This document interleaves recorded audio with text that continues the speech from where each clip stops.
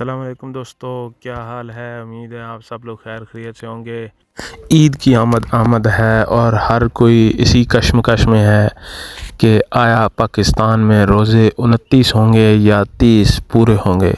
تو ناظرین، اس ویڈیو میں آپ کو یہی بتایا جائے گا کہ پاکستان میں کتنے روزے ہوں گے، عید کس تاریخ کو ہوگی، اور روزہ حلال کمیٹی کا اجلاس کب ہے، اور اس میں جو عید کی ایکسپیکٹڈ ڈیٹ کی جا رہی ہے وہ کیا ہے۔ تو ناظرین، اپنی ویڈیو میں آگے بڑھنے سے پہلے آپ سے ایک چھوٹی سی گزارش ہے، اگر چینل پر نئے آئے ہیں تو چینل کو لازمی سے سبسکرائب کر لیں، سبسکرائب کر کے بیل کے آئیکن کو لازمی دبائیے گا، اور اگر ویڈیو پسند آئے تو ویڈیو کو لازمی سے لائک کر دیں۔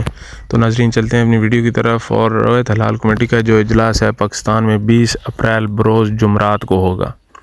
پاکستان میں روزہ حلال کمیٹی کا اجلاس 20 اپریل بروز جمعرات کو ہوگا، جو کہ مفتی عبدالخبیر آزاد کی نگرانی میں ہوگا۔ اور ناظرین، آپ کو پتہ ہوگا جب مفتی مجیب الرحمان کو روزہ حلال کمیٹی کے چیئرمین سے اتارا گیا تھا، اس وقت پی ٹی آئی حکومت نے ایک کیلنڈر بنایا تھا۔ اس کیلنڈر کی ڈیٹ کے مطابق آپ کو بتاتا چلوں کہ پاکستان میں عید 22 اپریل بروز ہفتے کو ہوگی۔ پاکستان میں 30 روزے پورے ہوں گے۔